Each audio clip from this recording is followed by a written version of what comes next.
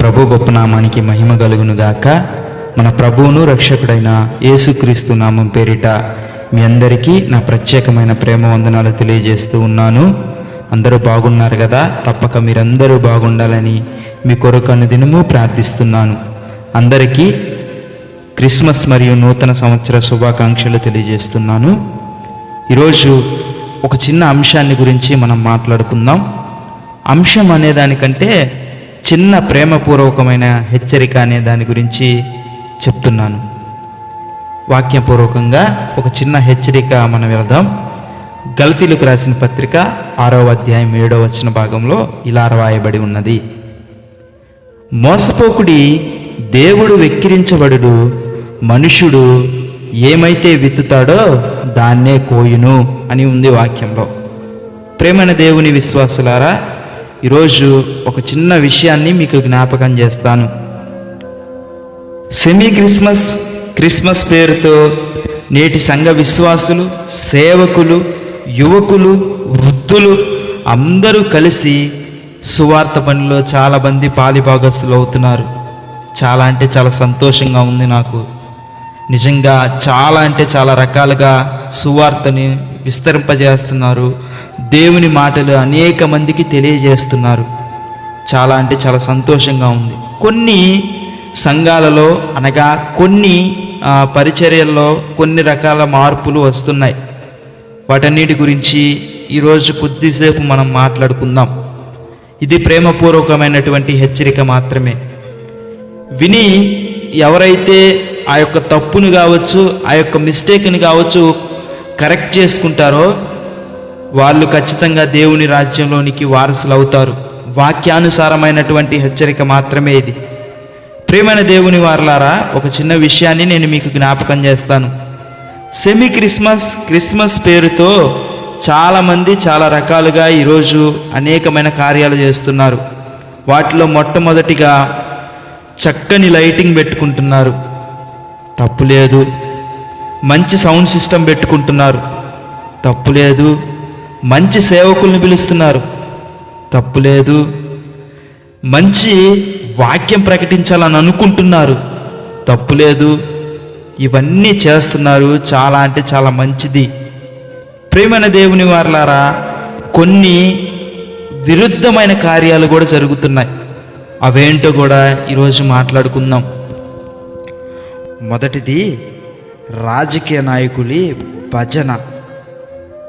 రాజకీయ నాయకుడికి చేస్తున్నటువంటి భజన. ఎవరైతే రక్షణ పొందుకొని, ఎవరైతే మారు మనసు పొందుకొని, పాపక్షమాపణ నిమిత్తము బాప్తిజం పొందుకొని బల్లలో చేయి వేస్తున్న ప్రతి ఒక్కరూ, సేవకుడితో సహా రాజకీయ నాయకులు వచ్చినప్పుడు తల వంచి వాళ్ళ మీద పూలు జల్లేయటం, వాళ్ళకి కార్పెట్లు పరిచేసి, మ్యాట్లు పరిచేసి, వాళ్ళని దేవుడి కంటే ఏదో గొప్పగా వాళ్ళని పూజించటం. ప్రియమైన దేవుని విశ్వాసులారా, ఈరోజు మనుషులకు సమాధానం చెప్పకపోవచ్చు నువ్వు, కానీ ఒకానొక రోజున నేను తిరిగి వస్తున్నానన్న దేవునికి నువ్వు సమాధానం చెప్పగలవా? ఈరోజు ప్రేమపూర్వకంగా హెచ్చరిక చేస్తున్నాడు దేవుడు. భజన చేయడానికి కాదు నిన్ను సేవకుడిగా ఎంచుకుంది. భజన చేయటానికి కాదు నిన్ను పరిచారకునిగా ఎంచుకుంది. భజన చేయటానికి కాదు నువ్వు విశ్వాసిగా ఎంపిక అయింది. భజన చేయటానికి కాదు నువ్వు సంఘ పెద్దవి అయ్యింది. భజన చేయటానికి కాదు నువ్వు సేవకుడిగా పిలువబడింది. ప్రియమైన దేవుని వారలారా, ఈరోజు గమనించండి. ఈరోజు మన జీవితాలే ఇలా ఉంటే రేపటి దినాన హైందవ సహోదరులకి మనమేమని సెలవిస్తాం? మనమేమని వాక్యాన్ని ప్రకటిస్తాం? ప్రియమైన దేవుని విశ్వాసులారా, నిన్ను వలె నీ పొరుగు వారిని ప్రేమించమని వాక్యంలో సెలవిస్తుంది. ఈరోజు రాజకీయ నాయకుల్ని గౌరవించొద్దని నేను చెప్పట్లేదండి. రాజకీయ నాయకులు వచ్చినప్పుడు వారిని గౌరవించండి, తప్పులేదు.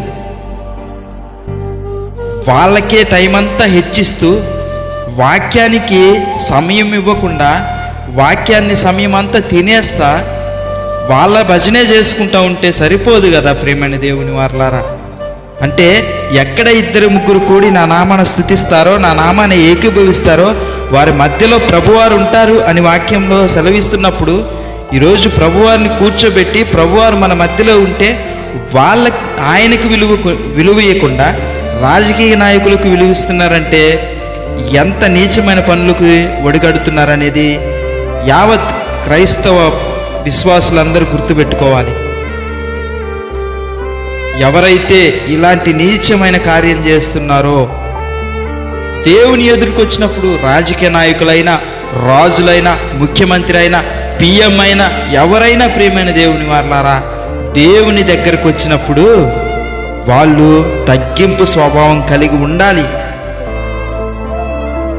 వాళ్ళ హోదాలను బట్టి వాళ్ళకు గౌరవించవచ్చు. కానీ దేవుని ఎదుటికి వచ్చినప్పుడు ఖచ్చితంగా వాళ్ళు కూడా ప్రేమైన దేవుని వారలారా, దేవుని అందలి బిడ్డలే వాళ్ళు కూడా. మీరు జ్ఞాపకం చేసుకోండి, ఇలాంటి విషయాల్లో చాలా అంటే చాలా జాగ్రత్తగా ఉండాలి ప్రేమైన దేవుని వారలారా. దేవుని యొక్క రాకడలో సేవకుడు అయిన నీవు సమాధానం చెప్పి తీరాలి. రేపటి దినాన ఒకవేళ ఆయన రాకడ వచ్చినప్పుడు, లేకపోతే మన పోకడ జరిగినప్పుడు తప్పకుండా సమాధానం ఇచ్చేవారిలాగా ఉండాలి ప్రియమైన దేవుని వారలారా. ఈ విషయాన్ని జ్ఞాపకం చేసుకోండి. ఒక క్రైస్తవ విశ్వాసిగా, ఒక సేవకుడిగా నేను మీకు హెచ్చరిక చేస్తున్నాను.